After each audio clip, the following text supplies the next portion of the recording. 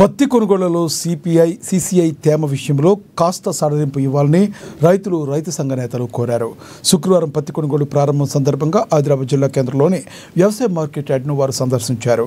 రైతులకు ఎలాంటి ఇబ్బందులు కలగకుండా అధికారులు చర్యలు తీసుకోవాలని కోరారు. ఇదే విషయమై మరింత సమాచారాన్ని మా ANN Adilabad regional coordinator Satyanarayana market yard నుంచి అందిస్తారు.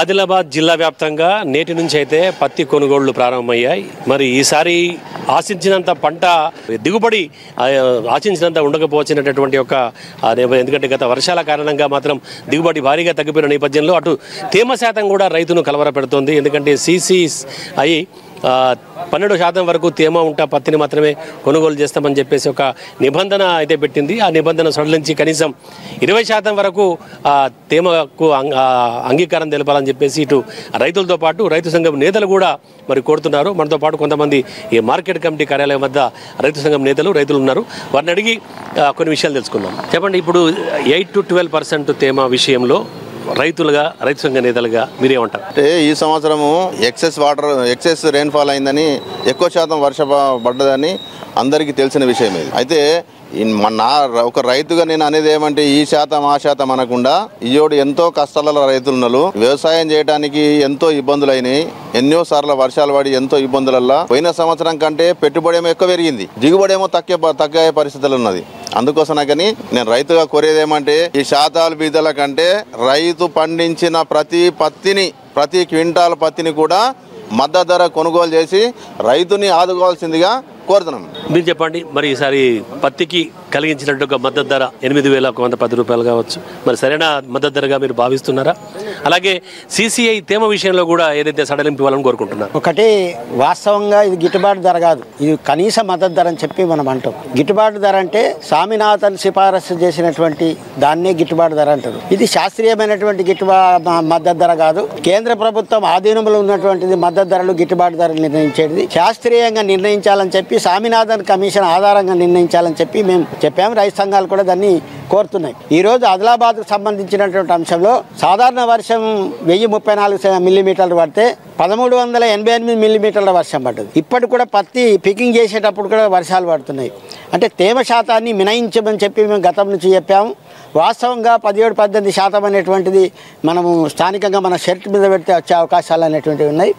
ఆరబెట్టుకోవడానికి ఒకవేళ ప్రకృతి సహకరిస్తలేదు, ఎండలు లేవు, ఆరబెట్టుకోవడానికి కూడా రైతులు ప్రయత్నం చేస్తున్నారు. అందుకని ఈరోజు ప్రైవేటు వ్యాపారస్తులు కొనుగోలు చేసేదానికి వచ్చే పరిస్థితులు లేదు. సిసిఐ మొత్తం కొనుగోలు చేయాలి.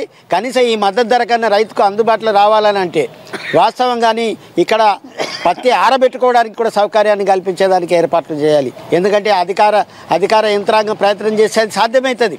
ఎందుకంటే సిసిఐ కానీ ఇటు మార్కెట్ కానీ ఆ రకంగా ప్రభుత్వ రంగ సంస్థల్ని మేము చేసాము కదా. ఆంధ్రలో ఏపీలో ఉన్నప్పుడు ఏదైతే వర్షం వల్ల వడ్లు నానిపోతే రంగు మారితే దాన్ని కూడా ప్రభుత్వ రంగ సంస్థలు కొనుగోలు చేసినటువంటి చరిత్ర ఉన్నది. మేము కోరుతున్నది ఏంటిదంటే ఇప్పటికి కూడా రంగు మారిన పత్తి అనేటువంటిది ఉన్నది.